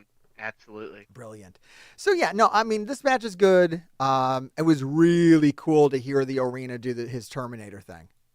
Oh yeah. I had no I can only idea. imagine that live. I had no idea how loud that was in Philadelphia. Mm. I mean, it's probably loud normal, but the Philly crowd, Jesus fucking I mean, the place was like shaking from the crowd, stomping. Like it was nuts. Like it doesn't come through on TV. No. The TV does And not. he wasn't doing that yet whenever I saw him live. Woo! The TV does not replicate the sound of, I don't know, like, what is it, 5,000 people in there, 3,000 people in there, just fucking clapping and stomping in unison. Jesus fucking Christ. That was cool. I didn't see that coming. I was like, wow. Like, I always like, that spot kind of grew on me. It like never, it doesn't come through on TV. Like you see it and it's like, that's kind of cool, but that doesn't sound right. But if you're there live, it's like, oh, the shit's coming down. That's the Terminator. Let's go. This is real. Someone's about to Crazy that one entrance has stuck with him like that. Yeah, absolutely. I did the one Terminator-inspired entrance. Well, I think he was probably doing the Terminator thing before that, and that's why the entrance happened. I don't know. I'm a Kenny Omega scholar. I should know these sorts of things. Oh, he does a fucking double Snapdragon suplex. That was dope. I don't think that's been done before, and he's done a lot of stupid shit, so that says something. Oh, he does the fucking avalanche one-wing angel to end the fucking match, which is a rarity. He teases it often, but rarely does it, and he fucking did it, and it's glorious. Junk food central. Yeah, and you know, it takes a guy like Ricochet to take that, kind of move. Yeah. That's crazy shit. That's just crazy shit. You know when someone's taking it, they're a true maniac. I think Sammy Guevara took the craziest one. He took it off the fucking uprights in the stadium. Oh my God. Yeah. Like, it was like a 3-foot one-wing angel drop. They had like a crash pad and everything, so he didn't die, but it's like, Jesus fucking Christ. Sammy Guevara would be the one to do that crazy crap. Yeah, he's like, you need to one-wing angel me off the tallest thing possible. That's why some people like Sammy Guevara. There's other reasons to not like Sammy Guevara, but that's one to like him for. And Okada comes out, and we tease Okada versus Omega. And, yeah, we're going to All In, boys. I wonder if it'll have even a fraction of the magic. I can't imagine it won't. I bet they'll make us all believers. I bet you could be skeptical at the start of the match, but by the end we'll all be like, it happened again. It happened Tears. again, and I can't believe it happened. Yeah, you think that match he did with like Gabe Kidd was emotional? Just fucking wait. This is gonna be fucking crazy, guys. It's easy to be skeptical of something that was already so perfect. Oof. It's like them randomly making a sequel to like a trilogy that you love so much, like 10 years later, and you're like, please don't. But like, it's just as good, and like just completely relaunches it. I hope the hell they have it in them. If they have it in them, they'll put it out there. I'll tell you that. All right, Swerve Strickland, this is John Moxley. We're running into the end of this, and this got a 4.5, and that is bullshit. Bullshit. Yeah. Bullshit. Total bullshit. This match is so fucking good. My favorite Mox title defense so far, I think. 100%. It's the best Mox title defense. It's the best Moxley main event. It's the best. It might be one of the best Moxley matches, short of like the Exploding Barbed Wire Death match, which I actually rank pretty high. Outside of the fizzle. Wet fart finish. Yeah. Whatever. But the match was really good. And Swerve doesn't have bad matches. Internet. Something wrong with you, because y'all know Swerve doesn't have bad matches. You're just hating on the Young Bucks, and that's fucked up. That's fucked up to do to Swerve Strickland, to tank his score because you got like little dick envy of the Young Bucks, which is wild. It's fucking wild to actually be like, Is that really what people are pissed about? Is like the Young Bucks, look, I can look it up. Look, I guarantee you that the low scores on this are those people. No one really gave it. I mean, it has like 10 people out of 300 who gave it a 9, which I put it in the 8-9, but there's only 30 people up there. There's only 30 people in the 8-9 range, which is where this is. And we can talk about why, because it's actually a very interesting match. Like, it's actually there's a ton of fucking psychology. People are like, I want psychology. I want psychology. They look at psychology and they're like, that's boring. Young Bucks. Yeah, Young Bucks suck, and that's boring. I'm like, no, there was like, oh, you fucking assholes. Let's see the comments. Or what do I got? I got to look at ratings, and then I have to filter. Okay, here we go. And, all right, one of the worst matches of all time. Not awful from booking perspective, but from a wrestling one, that's ridiculous. They wrestle so fucking good. Jesus I don't get the company's decisions. Yeah, it's all this shit. Another Mox main event. Just, okay. To give it a bad score just because it's another Mox main event is like the dumbest thing I've ever heard in my life. Yeah. Overbooked. Not overbooked, actually. Booked. It's a booked match. It's not overbooked. It was booked. I don't understand, like, why can't you book a match? Right. Are you telling me that Hangman coming out was not brilliant? No, it was so good. Fucking brilliant. And that hesitation of like you don't even really know who he's gonna buckshot, and we still don't. We still don't know where his head's at. He never got to throw it. Did you see what happened right before the match, where Hangman confronted Swerve in the hallway and was like, "I'm not gonna let you take the belt"? No, I'd missed that. Oh, this is the best fucking part. So Hangman comes out in the hallway at Swerve after he was cutting a promo on John Moxley, and he's like, "I'm not gonna. You know what the fuck I said. You are not, after the things you did, you're not going to ever touch that belt. You remember what I said. You're not going to touch that belt. You don't deserve to touch that belt after the things that you did were wrong. The things you did to my family." And Swerve goes, "I know. What I did was wrong." I damn near cried. And Hangman has to stop, and he's like, "What?" He's like, "Dude, I know. I know it's wrong. I'm sorry. Shit. Hangman runs off. And that's where we left that story. So when Hangman comes out, we really don't know who he's going after. Mhm. And we still don't. These guys are fucking brilliant. I mean, Swerve and Hangman are on just another fucking level of wrestling. Here's what's even better, and this didn't come through, so I got to tell everybody about it. In Swerve's entrance, which was brilliant anyways, even what you saw, there's an extra element to Swerve's entrance that didn't really carry through on the broadcast. Did you notice his entrance video? No, I didn't glance up at that. I got to watch it up close.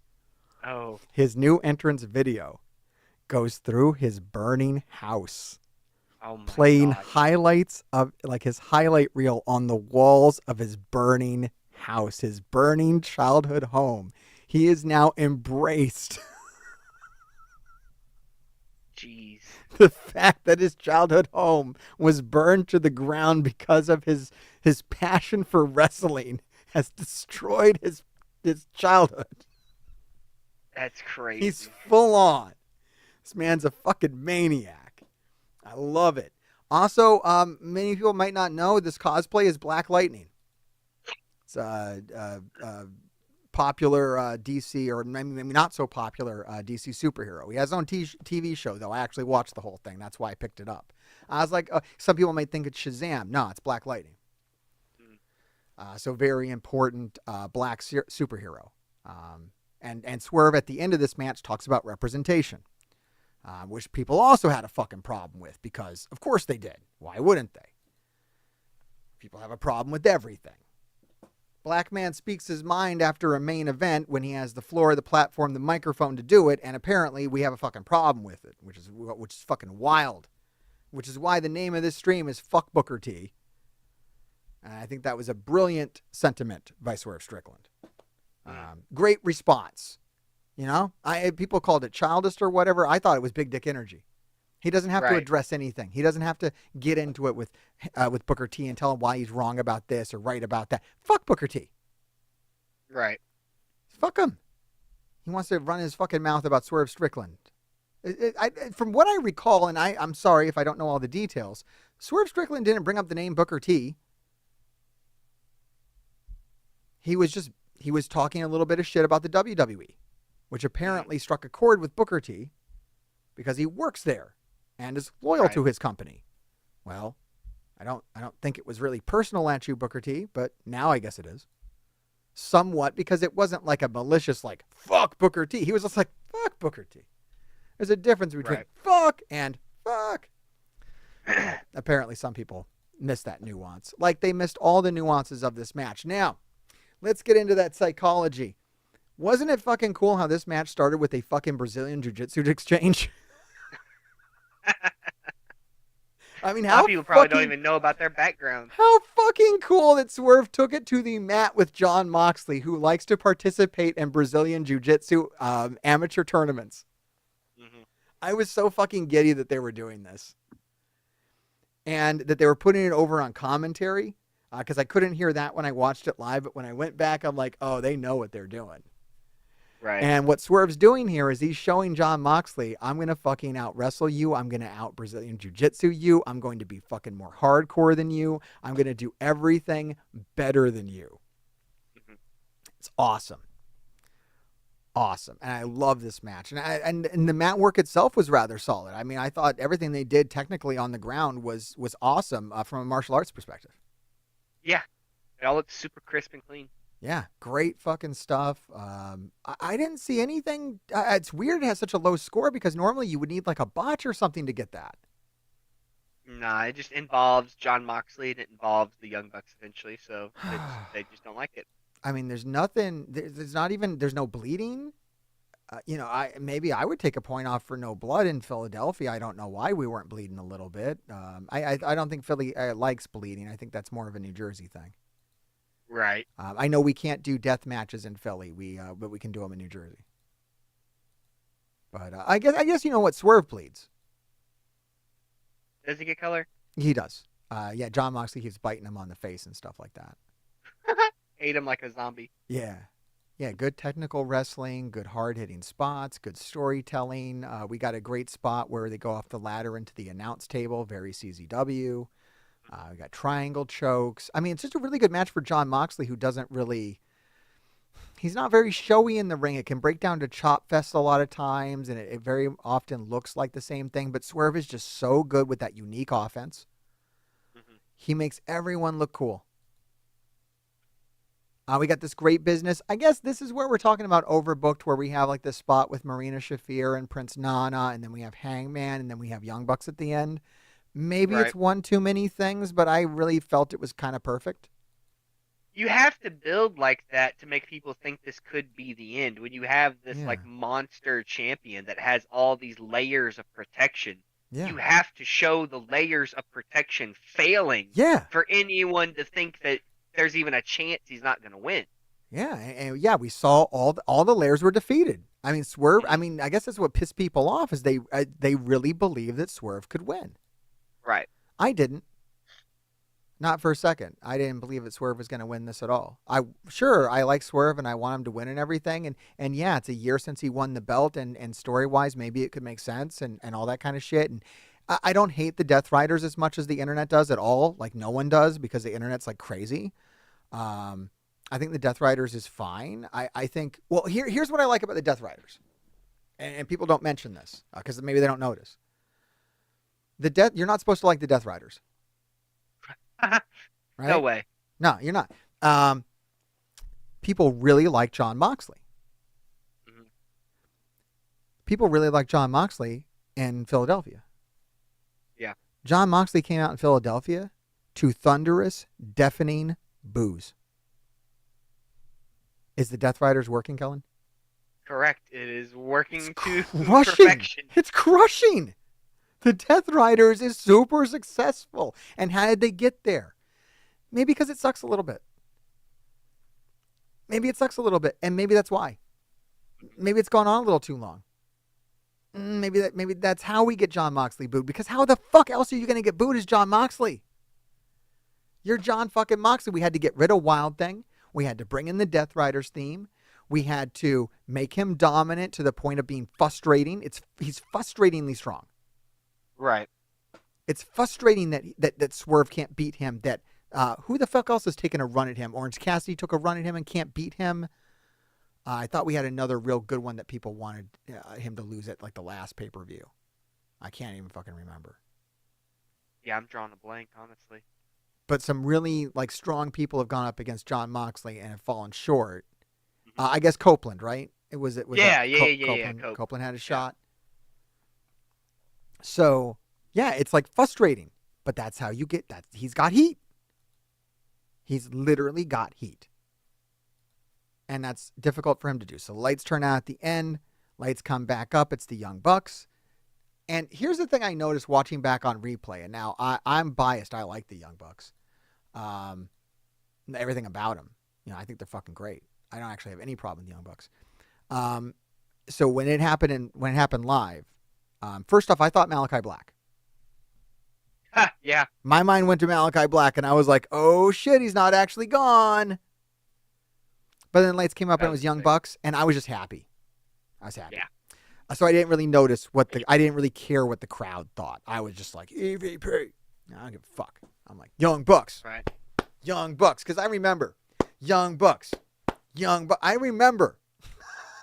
I didn't forget that the Young Bucks put us here. I can't forget that. I'm a historian. I remember shit like that. When I watched it back on the replay, the front row fucking loved this. So all the internet bullshit about this is ruining the company and nobody wanted it and true AEW fans don't want it. Look at there, like 10 rows back, that dude has his hands in the air like this, like, yay! Young Bucks! That was the reaction. You dumb motherfuckers. If you weren't like that, you're not a fan. Look at the fans. Yay!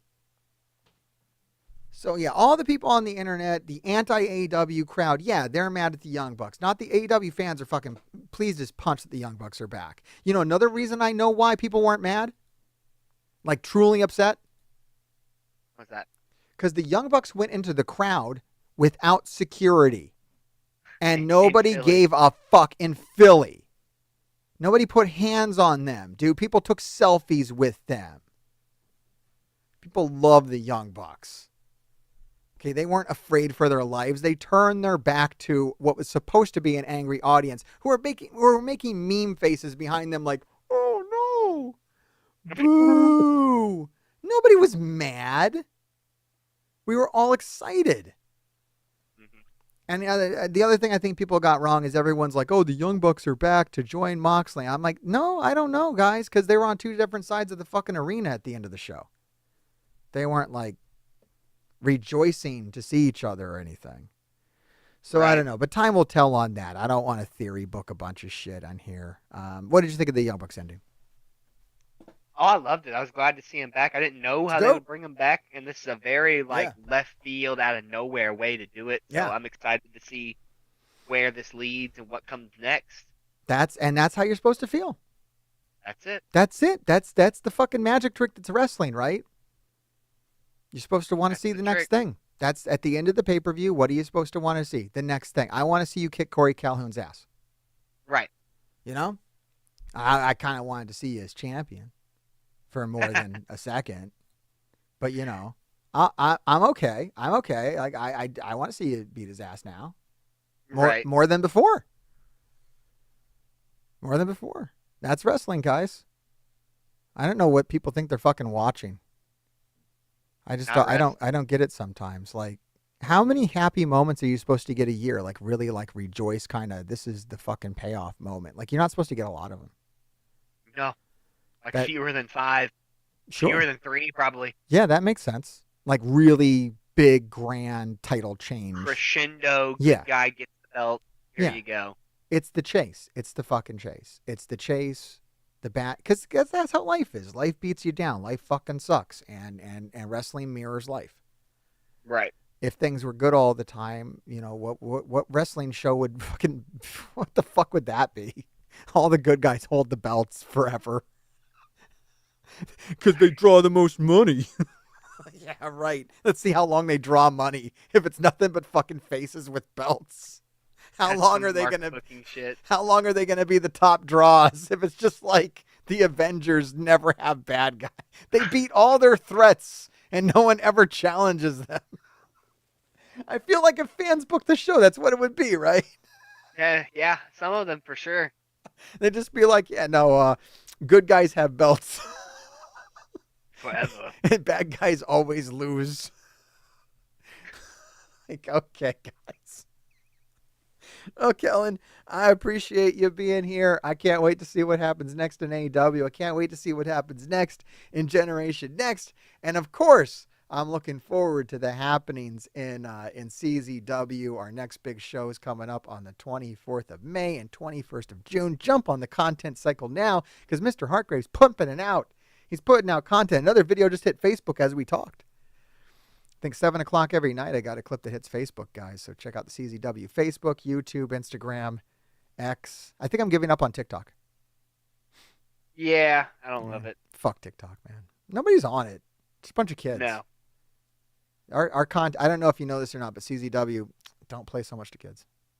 No, yeah, that's not the most kid-friendly content in the world. You might tell from like the blood's like pouring down behind our dates coming up that it's just not. We might not be the most kid-friendly. It's not that we're not kid-friendly, and we do have kids at our shows. Just not the most kid-friendly. The most kid-friendly. You know what? Here's what's funny. I was talking about this with my wife. As kid-friendly as the WWE says it is, you got Cody Rhodes, the number one heel in the company. What's he selling? Selling whiskey. Yeah. And they got Hulk Hogan. Oh yeah, that's what I meant. Vodka, not whiskey, vodka. Yeah. And then you got Hulk Hogan selling beer on the mat. Austin too. Yeah, Austin too. So like, yeah, kid friendly over there. I mean, AEW, maybe we bleed a little bit more and shit like that, but we're not selling alcohol to kids. So we got that going for us. Jesus Christ. We do be getting drunk in CZW though, especially at Neshaminy Creek, which is a brewery. But it is a kid-friendly brewery. There's lots of pizza there and good things as well. It's actually a really cool venue. I had no idea how cool it was. I like pizza. Well, maybe we'll have to have you come down sometime.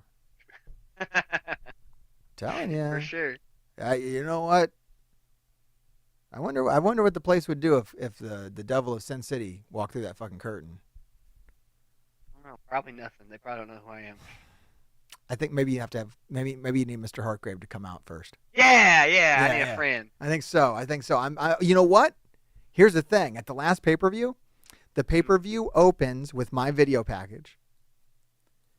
So the video package that I made opens the pay-per-view.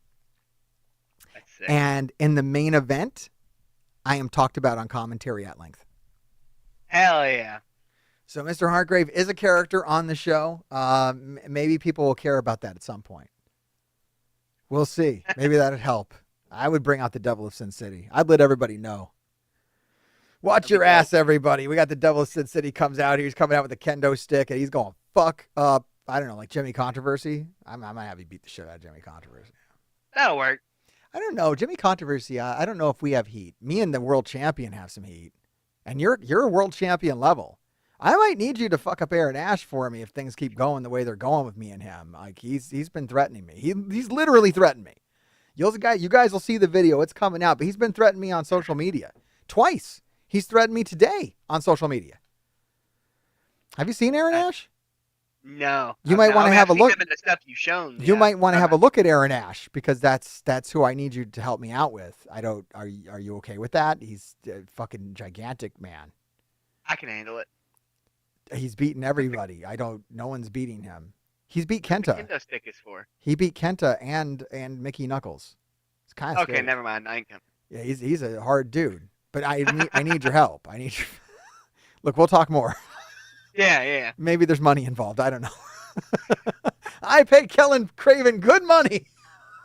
Bring in Hitman for it. Where is he? Where is Kellin? Oh, shit.